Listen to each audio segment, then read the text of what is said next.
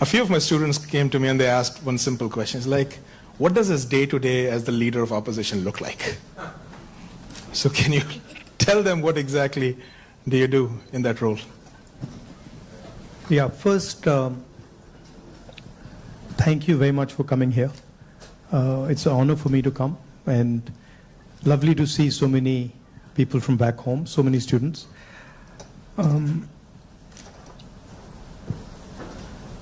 See, opposition, at its heart, is the voice of people. So, if you have parliament, of course, there's a whole sequence of events that go on, but what you're generally thinking about is where and how can I raise issues of the people of India.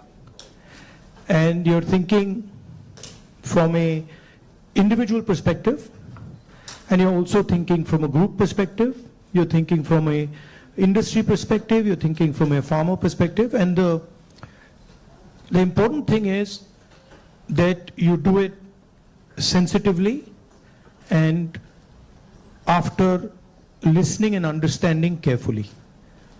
So very often,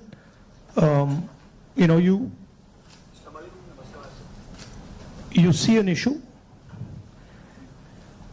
in the beginning. When you're new to politics, you see an issue and you're like, oh, that's what the issue is. But when you go into a little bit of detail, you realize that there is nuance and complexity. So understanding that nuance and then planning your day according to that, that's how it generally works. Parliament, of course, you go there in the morning, and then it's like a war. You go in and then you fight. It's a pleasant war. It's reasonably fun at times. It can get nasty also, but it's a war of ideas, war of words, and we are trying to put our point of view across, and the government is trying to suppress our point of view. So that's how that works. And then there are a lot of people who come and see you, different types of people, party people, business people, farmers, these type of delegations. So you're constantly listening to what they're saying. So you just mentioned that you look at issues in a certain way differently. Now, thinking about your career as a politician, the first time you got elected and this time, has there been a change in the way you look at these issues and your mind thinks differently about how to go about them? Quite differently. Now, I'm coming to the conclusion that listening is much more important than speaking, right? And listening doesn't just mean that I come there and I listen to you. That's not listening. That somebody you're talking to me and I'm looking at you and I'm hearing what you're saying, but I'm not listening. Listening is a completely different thing. Listening is putting myself in your position. So if you're a farmer, going into the person's life, going into the person's day-to-day life, and then understanding what he's trying to tell you. So listening is fundamental. And then understanding the deeper dynamics. So you then are not just swimming around on the surface, you're raising fundamental issues, and you don't go raising every single issue. You focus clearly and you're like, okay, this is important, I got to raise this. This is something important, I got to fight for this. This is something important, I got to fight. So you choose your battles much more carefully. I think you hit it on the head, that prioritization. So, very good definition of political strategy or business strategy. Understand clearly what you don't want to do. So don't sit there doing 50, 100 different things. Understand clearly, जो नहीं करना है, उसको पहले समझो, पहले कर दो. And then उसमें से 3-4 चीजें निकलेंगी, and then that's what you got to focus on. Well, I think back to the students, that's what we talk about. So this time you're hearing from Mr. Gandhi himself about prioritization. Now, a few things that you mentioned just takes me back a few months. A very unprecedented event happened in terms of the yatra. Personally, for me, a 30-minute walk on the treadmill, you can see 4,000 kilometers and connecting with people in a very different way. How has that changed your perception about people, and how has it helped you connect with people differently? See, the first question to ask is why were we walking 4,000 kilometers? Right? You know, it's what created the need for us to do this? And the reason is that all avenues of communication in India were shut. Every single avenue, no matter what we did, it was all shut. We spoke in Parliament, that's not televised. We go to the media, they don't pick up what we say. We even go with documents to the legal system, nothing happens. So, all our avenues were shut. And for a long time, we literally couldn't understand how to communicate. And then suddenly we hit upon the idea कि भाई अगर media आपको लोगों के पास नहीं ले जा रहा, इंस्टीट्यूशनल सिस्टम आपको लोगों के पास नहीं ले जा रहा, तो फिर डायरेक्टली चले जाओ. And then what better way to go directly than to literally go walking across the country? And so that's what we did. And I must tell you, in the beginning itself, I had a little bit of a knee problem. So 3-4 days into it, I was like, "Ye kya kar diya?" I was like, you know, because you get up in the morning, I go running, and so you get up in the morning and you say, "Okay, I'm going to go run 10 kilometers," and they're like, "ठीक है," and then you get up in the morning and you say, "I got to walk 4,000." It's a completely different paradigm, you know. So there was moments of that, okay, this is quite a big thing. But it went surprisingly easy. It was not difficult at all. And it fundamentally changed the way I think about my work. I would say that it completely changed how I view politics, how I view our people, how I communicate with our people, how I listen to people, and not just me. There were many people involved in the yatra, and all of us. And to me, the most powerful thing that happened organically, on its own, we didn't actually do it, it just happened, was that we introduced, certainly for the first time in India, possibly for the first time in many, many countries, the idea of love in politics. And this seems strange, you know, it's a strange thing because you look at the political discourse in most countries and you will never find the word love in that discourse. It just doesn't exist anywhere. You'll find hatred, you'll find anger, you'll find unfairness, you'll find corruption, you'll find all these words. But you will never find the word love in the language. And the Bharat Jodo Yatra actually introduced that idea into the Indian political system. And it has amazed me how that idea has worked. So now when you reflect on the yatra, you think about, you know, some of the key moments that happened.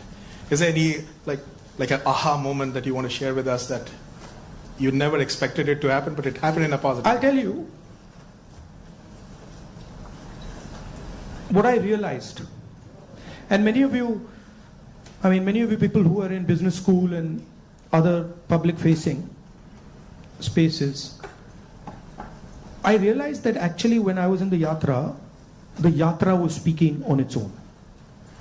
So I realized that I was there, but pretty much everything that was coming out of my mouth was actually coming from the yatra, not for me. Right? So there was thousands of people, they were telling me things, it was going, I was listening to them, they were telling me things, and then their words were coming out of my mouth. So I was not communicating as Rahul. I was communicating as the yatra was communicating. And it took me a little while to figure this out, because first I was like, oh, I'm giving a speech and I have this idea and I'm going to say this. But then suddenly it started to occur to me that every single thing coming out of my mouth is actually things people have said to me. And the most beautiful example of this was this slogan that came, which is "Nafrat ke bazaar mein mohabbat ki dukaan khol rahe ho," right? Now you're clapping, but the slogan did not come, it was not my slogan, right? It was not even a slogan of the organizers. It was a guy who came, I saw him, and he was walking with us, and there was a rope which used to surround us, and he was trying to come in, and he couldn't come in. The police would beat him. So I saw him once there, then I saw him somewhere else. And then I told Alankar, who's standing there, I said, "Dekho, usko le aao." So anyway, Alankar went looking for him, he had disappeared. Then after some time he came out, he charged through the police, and then he pointed at me like that. And he said, "मैं जानता हूँ आप क्या कर रहे हो, मैं जानता हूँ आप क्या कर रहे हो." So I said, "क्या कर रहा हूँ?" He said, "आप नफरत के बाजार में मोहब्बत की दुकान खोल रहे हो." Right? So then I realized that this is not me. This is the sentiment of the crowd that is speaking. And so that would happen again and again. It would happen sometime. Once it happened when a woman came up to me, held my hand, is walking, and I could feel that something was wrong with the way she was holding my hand. So I said, "क्या हुआ?" She said, "वो मुझे मार रहा है." I said, "कौन मार रहा है?" He said, "मेरा पति मार रहा है." तो I said, "मतलब?" She said, "नहीं, वो अभी मुझे मार रहा था, मैं भाग के आई हूं."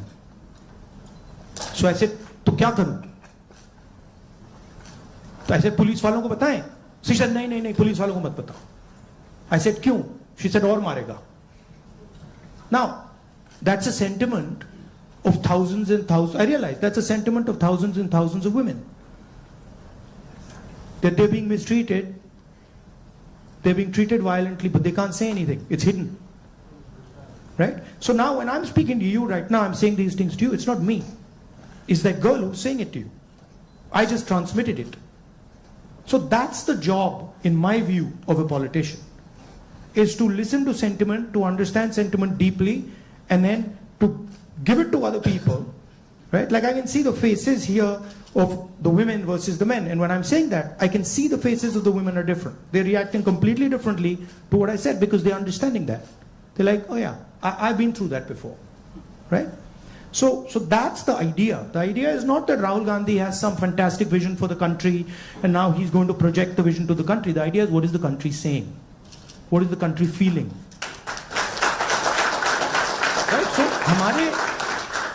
in our system, I always used to wonder why this idea of sort of annihilation of the person. You know, if you look at Mahatma Gandhi, you see him in a sense destroying himself. You know, when he's in university, if you see his pictures, they're very nice suit, very nice hair combed, and then slowly you start to see that those things start to fall away. His clothes fall away, his fancy suits fall away, everything falls away. So there's a sort of almost a destruction of the person taking place, and you can see this in many of our leaders. And the reason it's happening is because the person is actually dying and the voice of other people is taking over, right? I don't know, I'll give you an example. Do you know what devta means? In the term devta, do you know what it means? Yes. No. No, it doesn't mean God. The deity. No, doesn't mean the deity. So devta in India actually means a person whose internal feelings are exactly the same as his external expression. Meaning he's a completely transparent being. Right? It does not mean God. So if this person tells me every single thing that he believes or he thinks, and he tells it to me, that's the definition of Devta. Right? It's the idea that you destroy yourself. Right? So to me, that is interesting about our politics. How do you suppress your own ideas? Right? How do you suppress your own fear, or how do you suppress your own greed, or how do you suppress your own ambition and absorb other people's fear, other people's ambition? I think before we go to the next question, this needs a big, big round of applause. So we just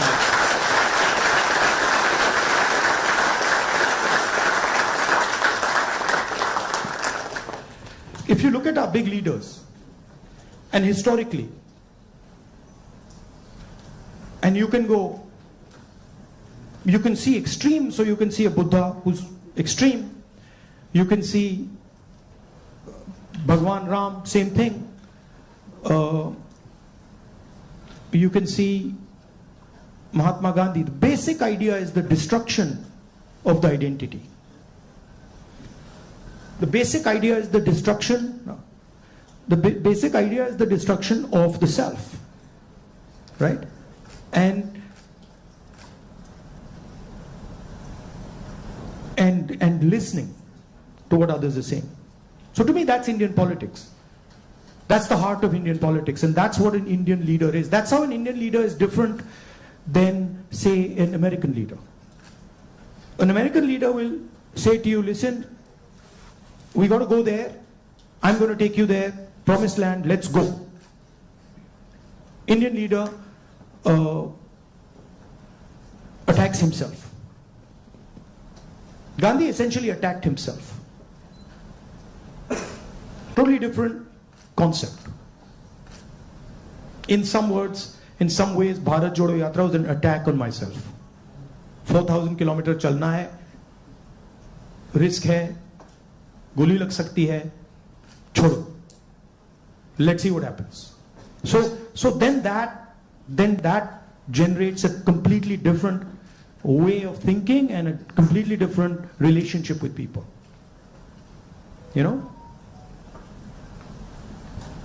Idea of Shiva, basically. When they say Shiva is the destroyer, what is he destroying? Himself. That's the idea. Right? He's destroying his ego, he's destroying his structure, he's destroying his beliefs. So Indian political thought, Indian political action is all going inwards. But I mean, I think we might be getting too philosophical. So a good scientist is also that. I agree. Or a good engineer is that. Good yogi is that. In fact, if you're good at pretty much anything, you are destroying yourself in some way. I need a pause for that. One of the important threads in this fabric that we talk about is the youth, and they have a very strong role to play. And especially when you look at US and India, and I see all the students that come in, one of the greatest joys for us here is to work with our students. They just energize us beyond limits. More than 300,000 of them are in the US. About 4,000 of them from India are here at UTD.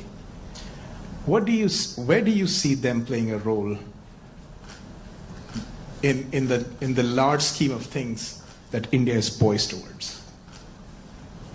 These ambassadors who are sitting here, and of course there are some who have come before and are doing great things here in the US.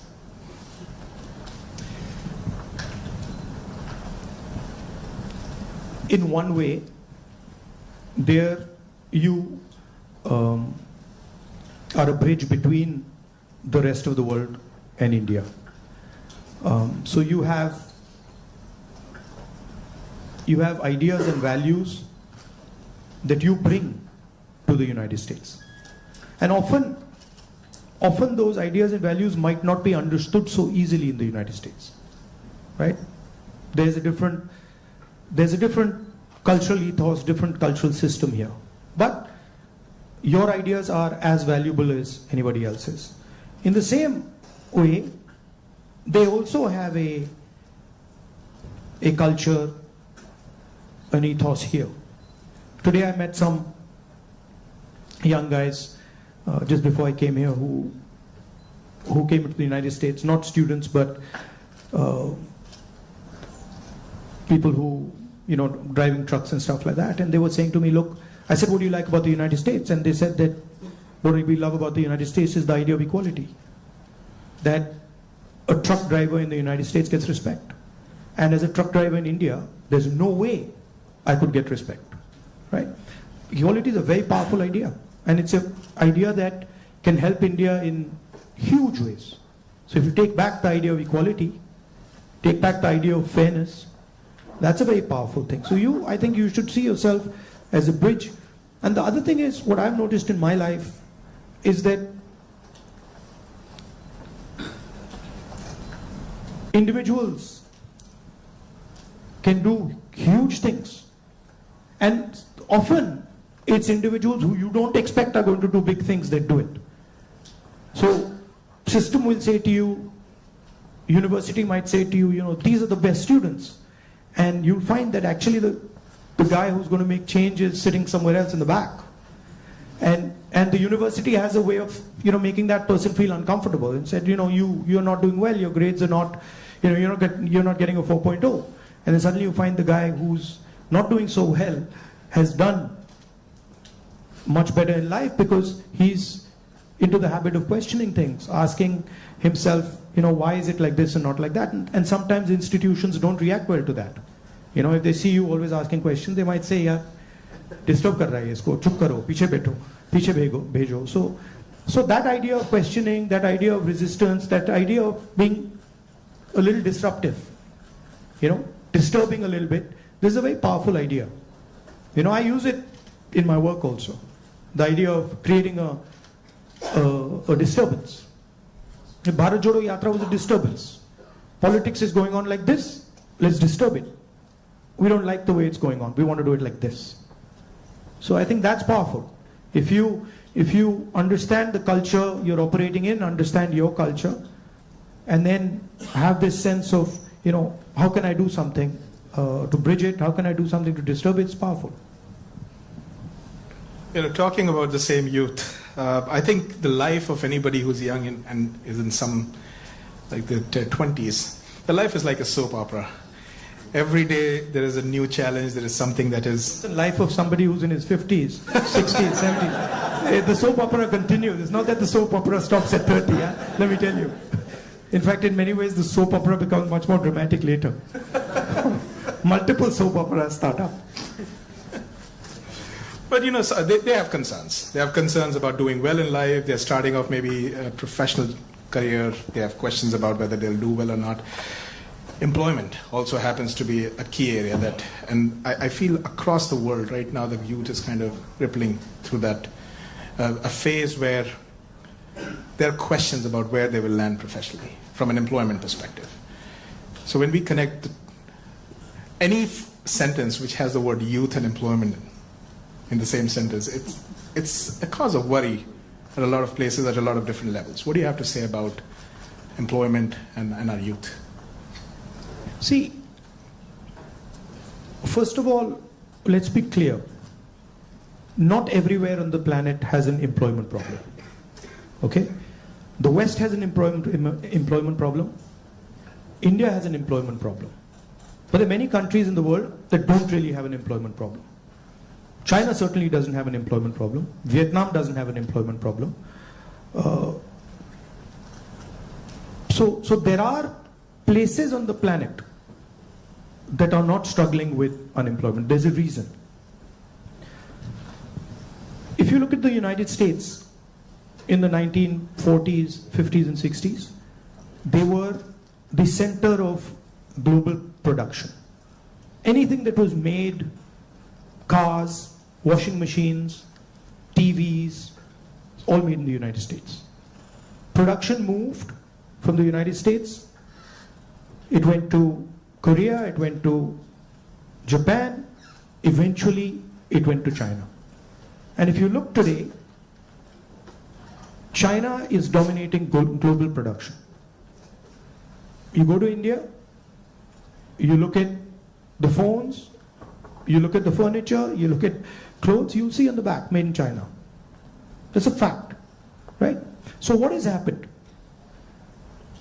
The West, America, Europe, India, has given up on the idea of production. And they've handed it to China. The act of production creates jobs. What we do, what the Americans do, what the West does, is we organize consumption. Okay? Uber is organizing consumption. Okay? Foxconn is organizing production. Mahindra organizes production. Bajaj organizes production. These are the guys who create the jobs. And that is the problem. You're never going to employ India using IT, using consumption. It's not going to happen.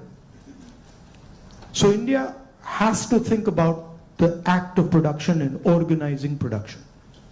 And India has to, it's not acceptable that India simply says, okay, manufacturing, what you call manufacturing or production is going to be the preserve of the Chinese, it's going to be the preserve of the Vietnamese, it's going to be the preserve of the Bangladeshis, right? Bangladesh completely outcompetes us in textiles. Regardless of the problems they're facing right now, they wiped us off. They wiped us clean in textiles, right? So we have to reimagine how to produce in a democratic environment. Until we do that, we will face high levels of unemployment. And frankly, it's not sustainable. So you're going to see that if we carry on down this path of forgetting about manufacturing, you're going to see massive social problems coming in India and in the United States and in Europe, right? The polarization of our politics is because of this. We're getting ready to ask a few questions from the audience. Can we have the runners with the mics? But while we do that, Rahulji, in this, what you just spoke about, that even if people are fine with the way their jobs are and they're secured, we have a new challenge in the name of AI. And there's a lot of fears around that AI is going to take jobs away. Do you feel so as well? Again, see, every time you get a new technology, the argument is made that it's going to take jobs away, right? When computers first came, it's going to take jobs away. When calculators first came, it's going to take jobs away. ATMs came, it's going to take jobs away. Okay, this is a fact. Now, what happens is, it does take jobs away from some people and then transfers them to other people, right? So, I'm not of the view that jobs will vanish, but different type of jobs will be created and different types of systems will benefit more or less, right? I think, for example, the IT industry in India is going to have a real big, serious problem because of AI. But I don't really think a Bajaj making scooters is going to have such a big problem, right? So it's going to hit different people differently. It's going to take away some jobs. It's going to add some jobs. And if you're positioned properly, it's an opportunity. And if you're positioned badly, you're in trouble. I mean, I remember Mr. Vajpayee gave a speech that Indians don't need computers, right? And somebody else gave a speech that Indians don't need English. Computers created millions of jobs in India. It's a fact. So it depends. It depends how flexible you are and how well you're looking at the future. Thank you so much. We do have some folks here who would like to ask a few questions. So Can we get a mic here, please? Mr. Shroff, right here. Okay. First, let me add 2 questions. So first of all, thank you for the opportunity. Let's keep it to one question, please. Yeah. Yes, one question. So India has a young population. So what are your plans to modernize the education system and bridge the gap between the education system and employability? That is the first question. Let's keep it to sure. one, please. Thank you. Nimish. Should I just answer this one, or you want to get? Okay. I'll try. I think many people say that India has a skills problem. I don't think India has a skills problem. I think India has a skill respect problem. So India doesn't respect people who have skills. But I don't think there's any limit on the skills that are already available in India. Okay? Second, our education system doesn't connect with the business system. So you have a business system that is operating on its own, and you have a sort of ivory tower education system. And the education system in no way connects deeply with the skill structure of India. So I think bridging that gap, linking those two systems of skill and the education system, vocational training, I think is fundamental. I think currently huge problem in the education system is the ideological capture. So,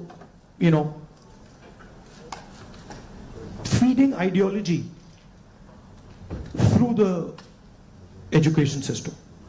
Most of our vice chancellors today are placed by the RSS.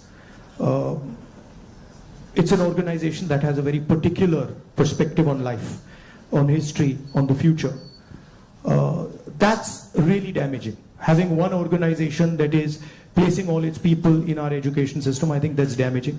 So ensuring that people who run our education system are independent, are not, ideological, or are not committed to sort of a particular way of thinking, I think is important. Thank you. Dr. Gupta. Rahulji, I have a question. What's your vision of creating growth in the industry, manufacturing? No, I don't see. Again, what I think is not as important as what the large mass of Indian people think, right? One problem that you simply cannot solve if you continue on the direction we're on is giving our blue-collar workers jobs.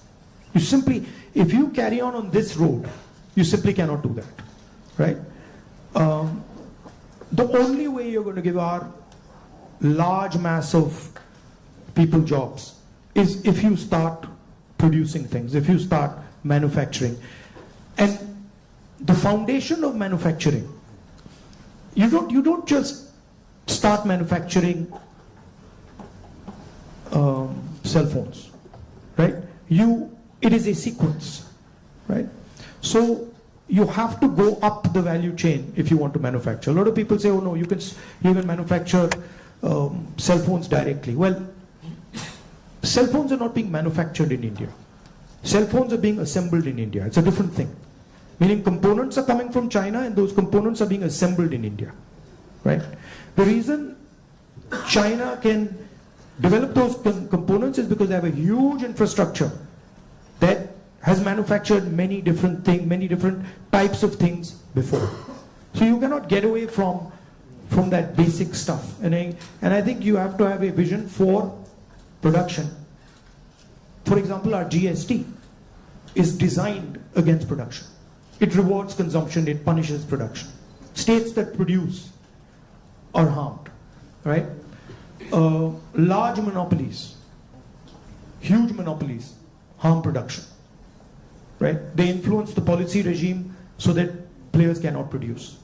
So these are some of the things that you would have to look at if you want India to start producing. I'm convinced India can produce with no problem. I'm convinced that India can take on China if you start aligning the country for production and if you start respecting skills. I'm absolutely convinced of it. And states like Tamil Nadu have already shown it. Right? It's not that Indian states have not done it. Pune has shown it, Maharashtra has shown it, Tamil Nadu has shown it, Karnataka to an extent has shown it. Right? So it is being done.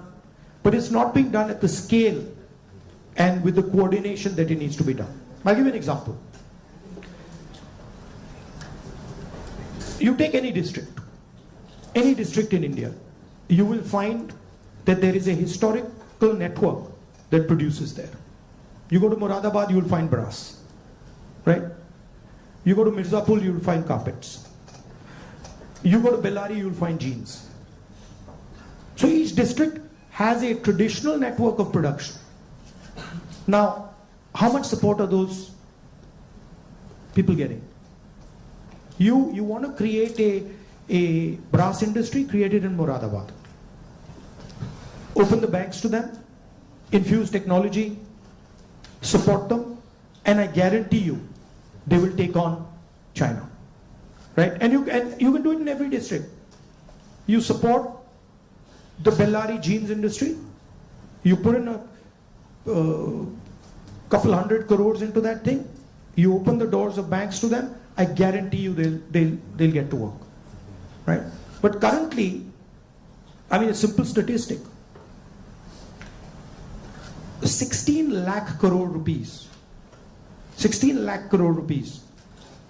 of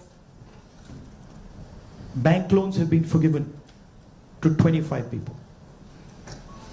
25 people. Right? Do you realize how many industries you could set up with that? And they've just been forgiven.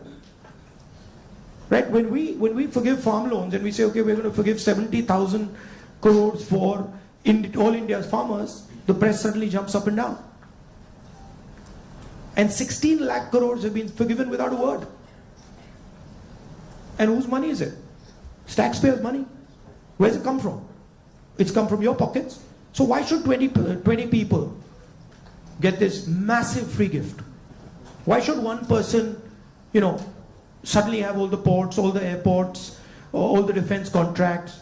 What is happening when you do that? You're taking away money from people.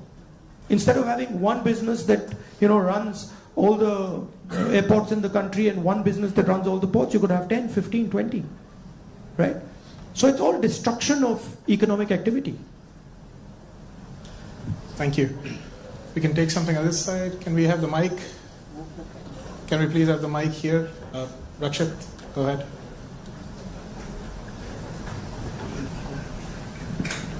Hello, Rahulji. My name is Rakshit. First of all, thank you so much for being here. We feel so privileged.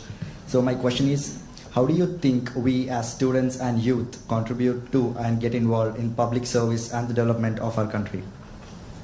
Come and work with us. We can show you. But realize that it's not a neither is it easy, and it's not fun all the time. It can be unpleasant, it can be hard, but it's got its, you do get gratification from it, but it's not easy. And if any of you are interested in it, we run internships and we put people into our system and train people. Thank you. We had a question here, Mr. Shah. Rahulji, first of all, thank you for coming here and gracing UTD with your presence.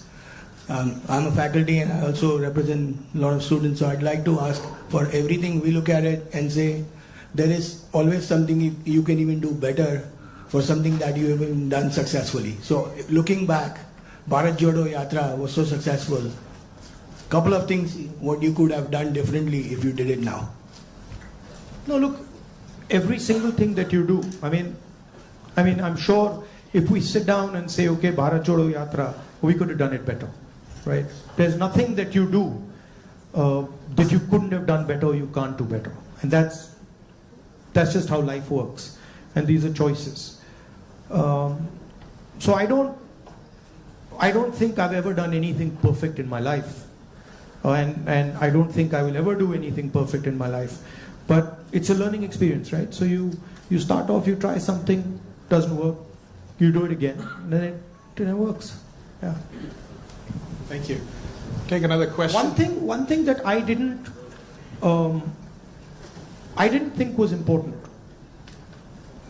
because of something my father said to me once, which is strange, which turns out is quite important, which is that once my father told me, look, if you work properly, you don't need to tell anybody about it. Work speaks for itself. But it's actually not true. It's a strange thing, it's not true. You've got to communicate it. And the one thing I have fundamentally changed is that earlier I would do something and I wouldn't communicate it. And now I do something and I communicate it. It's not actually my nature. My nature is actually just to do it and not communicate it. But I think it is important that you communicate. It should be a two-way traffic. Yeah.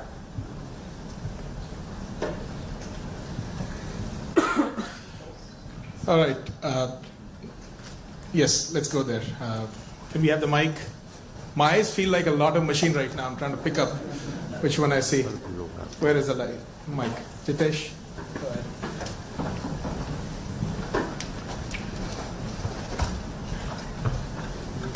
Thank you, Rahulji.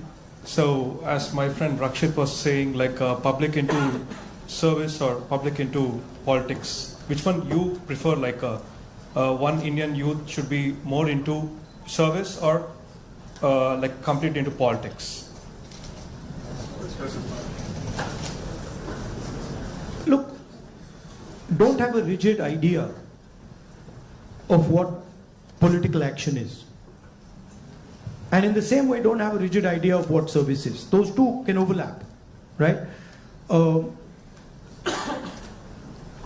Politics is much broader than fighting elections or giving speeches, right? Politics is about influencing how people think, and you can be very political and not be directly involved in the political system, right?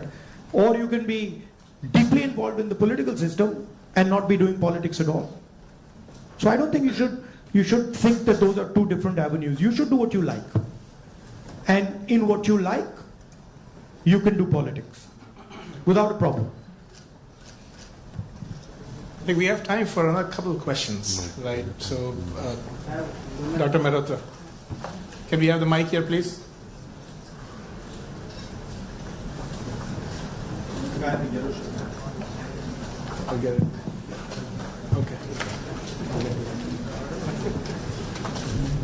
First off, thanks a lot for being here. It's a rare opportunity and we're truly grateful. To me at least, and I could be wrong here, it almost seems like there are two Indias. One that is reaping the benefits of the growth that we see, and then one that's being kind of bypassed. There's still unacceptably high number of people living in abject poverty who don't even have access to the very basic of quality education. What vision do you have to ensure that this India that's kind of been cut off at least gets some benefits, and that it's a little more equitable, the benefits of India's economic growth? There are clearly two Indias, and very small percentage of people benefit from India. The vast majority of people don't benefit from it. And if anybody talks about building a country, talks about progress, you simply cannot ignore this fact, right? If you look at our institutions, our businesses, our legal system, anywhere, you will find that it's captured by a very, very small percentage of people. Now, one of the things that I keep saying is that in the 21st century, you need data. And you need to understand the extent of this capture. I think when people actually understand the extent of this capture, they will be shocked, right? And so, for example, the idea of a caste census is a way of shining the light on this capture, right? It amazes me when people say, oh, there shouldn't be a caste census. It's like saying his leg is broken and there shouldn't be an X-ray. Why not, right? What's the problem? What's the problem with an X-ray? Second thing is the issue of skill, right? You've heard of the Eklavya story? You've heard of the Eklavya story? Yes. If you want to pin down what is happening in India, it is millions and millions of Eklavya stories every single day. The people with skill, their thumbs are being cut off. They're not being allowed to operate. They're not being allowed to thrive. And it's happening across the board. So, respect for skills, supporting skills financially through technology, that's how you'll unleash India's power. You're not going to unleash India's power by empowering 1%, 2% of India. And, it's not interesting for me. So, I'm very passionate about this. I'll give you an example. Some time back, when we were in government, we were talking about skill development. And the gentleman who was running, he was appointed by Manmohan Singh Ji for skill development. He came to see me. And we were having a conversation. And he was explaining to me how he was going to build ITIs. And he was going to put trainers inside ITIs. For plumbing, for hair cutting, for carpentry, for stuff like that. And I was listening to him. And I asked him a question. And what I said was, look, you're building these ITIs. And I gave him an example. I said, let's say you want to train 1 million barbers. Now in your model, what you're going to do is you're going to have these ITIs, 1,000 of them across the country, and you'll train these barbers. But that's not where the barbers' skills lie. That ITI is not where the barbers' skills are. The barbers' skills are with the barbers. So I said to him, why don't you do this? Why don't you set up certification centers? And then go to every single barber in India and say, listen, this is what we'd like you to train. For every guy you send to our certification center, we'll give you X amount of rupees. So let's say you have, 1 million barbers in India. And you go to 1 million barbers and you say, listen, you guys have the skills. We want to train barbers. And now start training barbers. And for every guy you train, send him to the certification center. And the moment we find that he's certified and he has been sent by you, we pay you. How long will it take you to 1 million barbers? 2 months? 3 months? Right? He just looked at me as if I was crazy. Right? Because for him, the skill isn't there. The skill isn't the ITI. But actually the skill is with the barbers, with the plumbers, with the carpenters. Those guys have the skill. That's the skill network. So why are you not using it to train? Just recently I was driving past Sultanpur and I walked up to this shoemaker. It was amazing because the guy says to me, I said, what's your biggest problem? He says, I've been working here for 40 years and nobody has ever respected me. So he says to me, the only man who has ever respected me is my father. Right? So I was thinking about this. And then he says to me, there was this scheme. And they said that, they've got this scheme for shoemakers. It was in Lucknow somewhere. So he says, so I, went to Lucknow. And I said, so what did they do? They said, they said they're going to teach me how to make shoes. He says, but I've been making shoes for 40 years. And I could teach those people how to make shoes. Right? So it's a fundamental disconnect with where the skills are. There's no shortage of skills in India. There's shortage of respect of skills in India. So you want to find the best carpenters in the world, they're sitting in India. But nobody respects their skill. Nobody actually tells them we believe in you and we want you to build something. Right? So you can't build industry without respecting skill. Thank you. Maybe we are in time for one last question. So the lady here in the stripes, can we mic to her? And I request our ISA officers to come on this side, please, on the stage, while we do that. Go ahead. So as we all know, the female labor participation in India is quite abysmally low, and no country can ever progress or become developed with only 50% of their population working. So what would Mr. Gandhi's plan be for increasing our labor participation of women? It's not just labor participation. It starts with a bad attitude that Indian males have towards women. And I don't mean every single Indian male, but a large number of Indian males' attitudes towards women is just, it's ridiculous, right? So it starts there. And it's a particular way of thinking about women. And we see it in the political system, we see it in the business system, we see it everywhere. So I'm very big, number one, on political participation of women. Reservation bill to start with, ensuring that women get into business, ensuring that women are supported financially if they want to open their business, and then making sure that it is made easier for women to participate, right? Women have their own particular issues that you need to take care of before they can start to participate. So I think the first thing is of thinking of women the same way you think of men, right? That they can do anything men can do, if not better, and that they are equal and better in many, many things. Yeah. Also, by the way, this is part of the ideological fight between the BJP and us, right? The BJP and the RSS believe that women should be restricted to a particular role.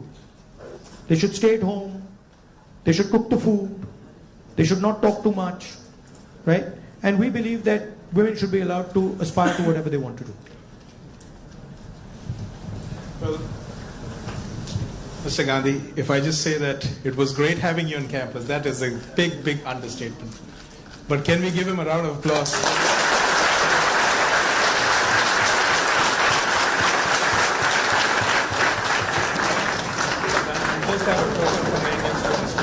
All right, at this point, folks, let's be in our places. Mr. Gandhi, once he exits the room, we can all, in an orderly fashion leave, but I would like a few of our ISA officers here who are the organizers for the event to just present a token to Mr. Gandhi here.